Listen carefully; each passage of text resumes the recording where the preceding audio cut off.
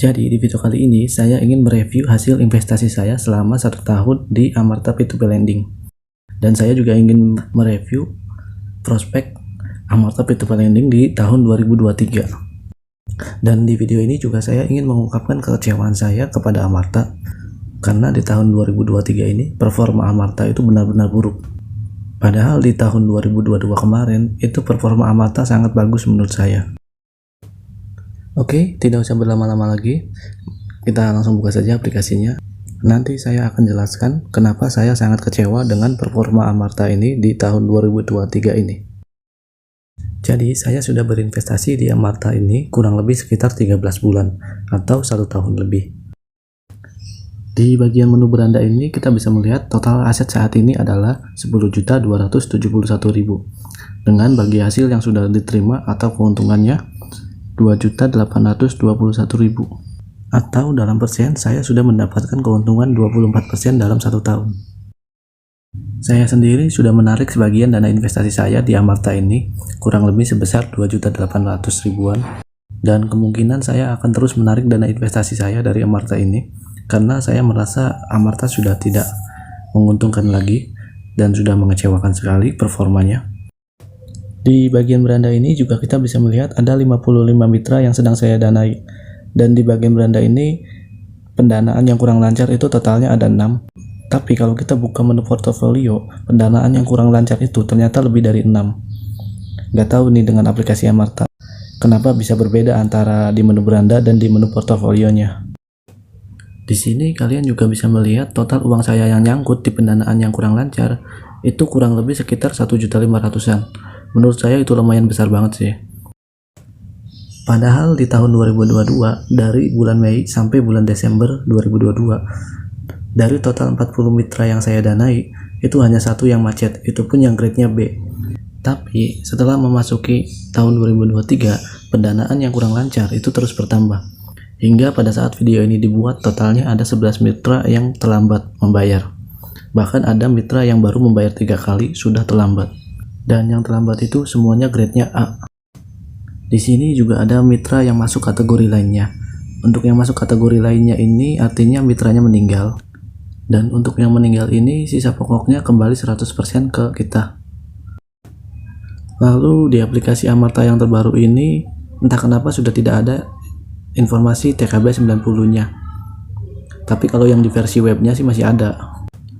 Untuk TKB 90-nya sendiri, Amarta ini masih di angka 98,88%. Tapi saya sendiri tidak yakin apakah itu benar.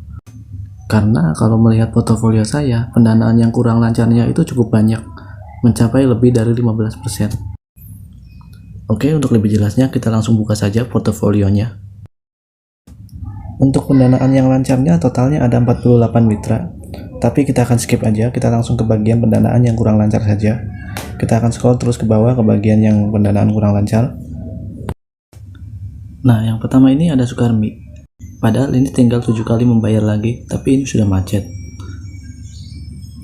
Lalu di bawahnya ada Retno. Retno ini sebenarnya sudah lunas, tapi entah kenapa ini masuk ke kategori terlambat. Kalian bisa lihat, untuk sisa pokoknya sudah 0. Lalu di bawahnya ada Tursina, sudah terlambat dari 3 Maret dan baru mencicil sebanyak 37 kali. Lalu ada Sriwati baru 29 kali mencicil. Dan di bawahnya lagi ada Halimatun baru 26 kali. Oke, kita langsung ke bagian yang paling bawah saja, karena yang paling parah ada di bagian paling bawah. Yang pertama ada Salamia. Ini sudah terlambat dari tanggal 27 Januari 2023 dan ini baru mencicil sebanyak 4 kali. Parah banget, baru mencicil 4 kali tapi sudah macet. Lalu di bagian bawahnya ada Lena BR. Ini juga sama, parah banget, baru 3 kali mencicil tapi sudah macet. Padahal Lena BR ini grade-nya A dengan penghasilan per bulan 4.500.000. Oke, coba kita buka dia yang di atasnya, Salamia.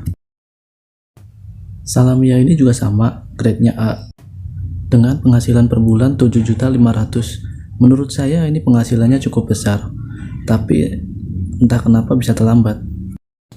Saya jadi merasa curiga kalau tim survei dari Amarta ini memalsukan skornya dan memalsukan total penghasilan dari Salamia ini. Ya bagaimana bisa penghasilan 7.500.000 tapi kreditnya macet.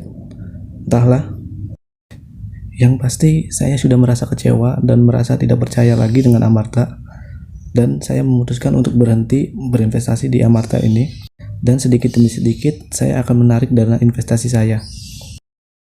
Selain dari performa Amarta yang buruk, saya juga punya beberapa pertimbangan kenapa saya berhenti berinvestasi di Amarta ini. Salah satunya adalah berita yang menimpa Tanifan pada akhir tahun 2022 kemarin.